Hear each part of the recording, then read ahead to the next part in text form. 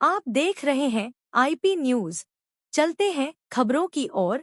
कालीन उद्योग के सबसे बड़े संगठन सीपीसी के चुनाव की सरगर्मी बढ़ गई है। दोनों गुट चुनाव परिणाम में सफलता प्राप्त करने के लिए अपने तरकश के हर तीर का इस्तेमाल कर रहे हैं। चुनाव में दो गुट आमने सामने हैं। दोनों गुट लोगों के बीच जाकर अपनी प्राथमिकता बता रहे हैं। सोमवार को सूर्यमणि तिवारी व राजा शर्मा के गुट ने होली व ईद मिलन समारोह का आयोजन किया। आयोजन में भारी संख्या में निर्यातकों की उपस्थिति रही। सूर्यमणि तिवारी व राजा शर्मा गुट के सदस्यों ने समारोह में मतदाताओं को रिझाने के लिए पूरी ताकत झोंक दी। सूर्यमणि तिवारी ने अपनी उपलब्धियों पर प्रकाश डालते हुए कहा कि सीपीसी प्रशासनिक समिति का चुनाव जीतने के बाद हमारी टीम को काम करने नहीं दिया गया। हर कार्य में अड़ंगेबाजी की गई, लेकिन तमाम विपरीत परिस्थितियों के बावजूद भी भदोही के कारपेट एक्सपो मार्ट में 2 बार शानदार अंतर्राष्ट्रीय कालीन मेले का आयोजन किया गया। इस एक्सपो का आयोजन न हो, इसके लिए भी विपक्षियों द्वारा साजिश भी रची गई। होली व ईद मिलन कार्यक्रम में टेक्सटिको से इम्तियाज अहमद, गैलरी से रोहित गुप्ता, आलम रक्स से असलम महबूब, अंजनी कारपेट से पीयूष कुमार बरनवाल, आर्ट विवर से हुसैन जाफर हुसैनी, ऑस्कर एक्सपो से महावीर प्रताप राजा शर्मा, कानू ओवरसीज से कैप्टन मुकेश कुमार गोम्बर, फेरोसन एक्सपोर्ट से शेख आशिक, जीआर सन से फैयाज अहमद वानी, जेसी एक्सपोर्ट से महराज यासीन जैन, रक्स ओवरसीज से बोधराज मल्होत्रा, हेरिटेज ओवरसीज से विजेंद्र सिंह जगलन, वीडब्ल्यू एक्सपोर्ट से विनय कुमार शुक्ला, राजपूत कारपेट से अनिल कुमार सिंह, मोहम्मद वासिफ ने भी निर्यातकों को भरोसा दिलाया कि उनकी टीम जीत कर आती है तो कालीन उद्योग के बेहतरी के लिए हर संभव प्रयास करेगी। मैं तहे दिल से इस यंग ब्रिगेड को, जो मेरे साथ काउंसिल में मेरी टीम बन के रही, खासकर इम्तियाज भाई, रोहित, असलम भाई, फिरोज उजैरी जी, इन्होंने जो सहयोग दिया मैं उसे भूल नहीं सकता। और मैं साफ लफ्जों में कहूंगा कि हमारी टीम में कोई जो आदमी कुआ में रहा है, चुनाव की बात होती है कि साहब 3 साल खराब हो गए। एक चुनाव होता है, कभी देखा है आपने इतने इलेक्शंस नगर पालिका से लेके एमपी तक के हो रहे हैं कि कोई चुनाव हारता है उसके बाद वो पीछे ही पड़ जाए कि नहीं साहब इनको हमको रहने नहीं देना है। दुनिया भर की शिकायतें आप करते रहे, आज कोई ये चेयरमैन चुन के आ जाए, 20 आदमी उसके पीछे लग जाए खाली शिकायत करने में, डीएम के यहाँ रोज कुछ न कुछ देते रहे, बेचारा काम नहीं कर पाएगा। और आज हमारी इंडस्ट्री में पिछले 2.5 साल में यही हुआ।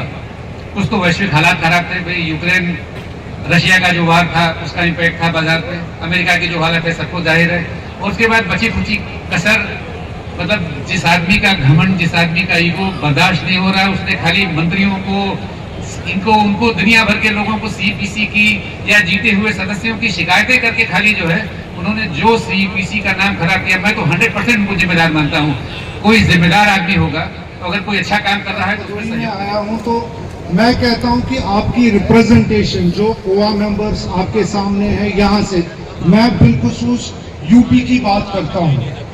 देखिए उनकी रिप्रेजेंटेशन बोर्ड में कैसे रहेगी ये बोर्ड का मेंबर आपको बता सकता है, न कि बोर्ड के बाहर जो मेंबर बैठा है वो बता सकता है। मैं बोर्ड में बैठ के आपको वसूख के साथ कहता हूँ कि ये आपके वकील हैं और आपकी बात एक एक करके उन्होंने मना के रखे हैं। एक एक बात वो दुबई अपनी भदोही मार्ट की हो, इंश्योर किया इन सब लोगों ने।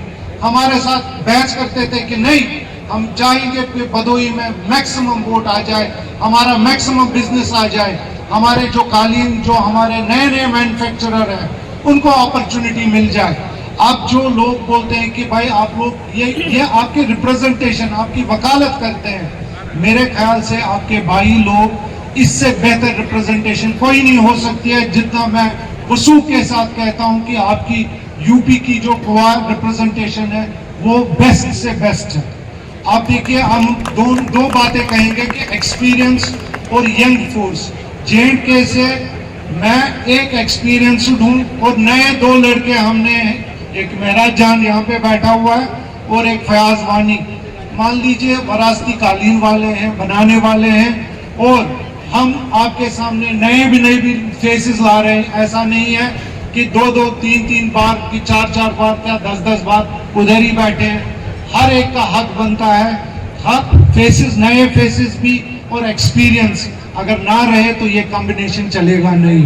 देखिए, क्रिटिसिज्म बहुत अच्छी बात है। क्रिटिसिज्म से क्या होता है कि जो लोग ऑफिस में होते हैं उसको मूव करते हैं, मगर जब यही टीम कल जीत के आती है तो आपको एडमिट भी करना है कि भाई इन्होंने जीत लिया, तो उनको सल्यूट करते हैं। यकीन मान लीजिए, हमारी टीम्स की तरफ से हमने हमेशा कहा है, जीतने वाले टीम को हम रोकेंगे नहीं, कभी भी रोकेंगे नहीं, उनको काम करने देंगे इंडस्ट्री के लिए।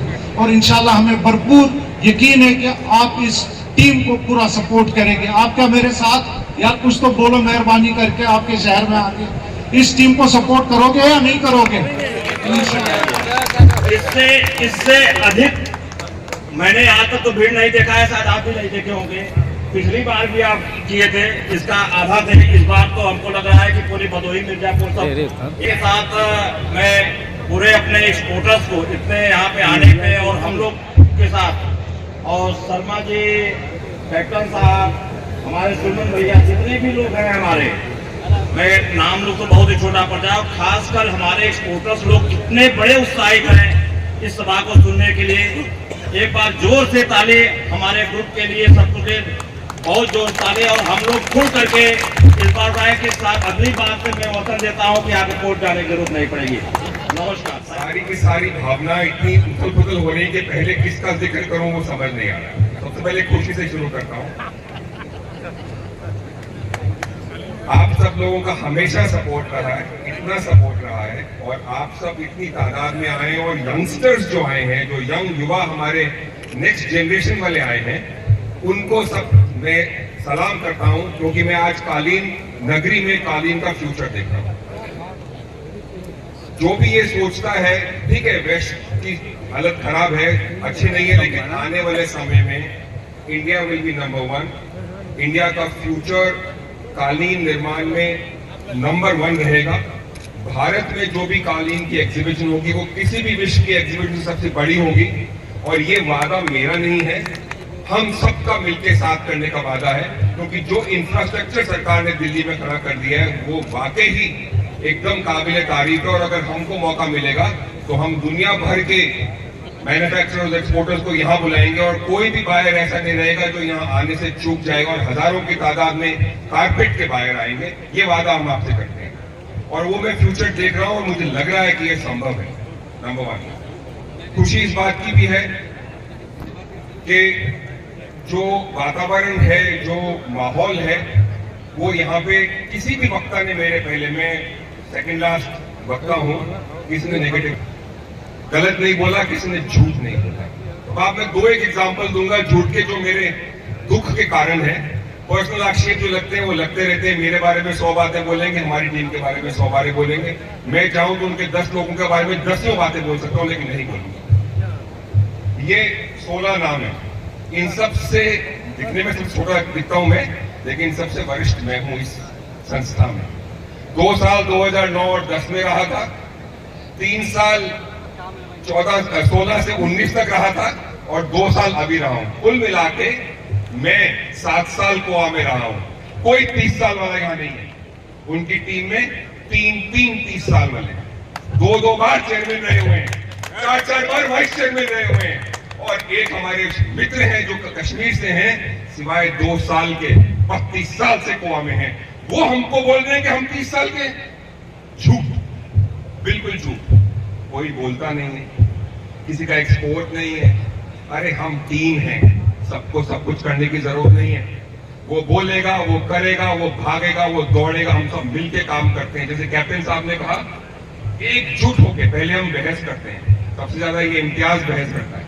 उसके बाद हम एक निर्णय पे पहुंचते, खड़े रहते हैं, उस निर्णय को बदलते नहीं है। सही गलत बात नहीं, पूरी की पूरी सीपीसी में आज हम भुगते हैं, क्योंकि एक आदमी के कारण जो पीयूष ने बोला, और दूसरा कारण ये था कि हमने करप्शन को और करप्शन करते हुए अधिकारियों के साथ में इस इंडस्ट्री की लड़ाई में नॉर्मल आदमी न्यूट्रल आदमी डर जाता है, वो दूर रहे 2 साल। लेकिन आने वाले समय में जैसे काका ने कहा, इस बार कोर्ट कचहरी नहीं होगी क्योंकि उनके सुपुर्द है सीईपीसी, इलेक्शन कमेटी उनके सुपुर्द है, जो चाहे वो कर रहे हैं, हमारे रिजेक्ट करें नहीं करें जो होगा देख, जो एनएसडीएल उनके सुपुर्द है, कोई इल्जामात की गुंजाइश ही नहीं है। कौन फर्जी आप भी लोग देख रहे हो, हमको बोल रहे हो फर्जी, कोई फर्जी नहीं है, सब बराबर है।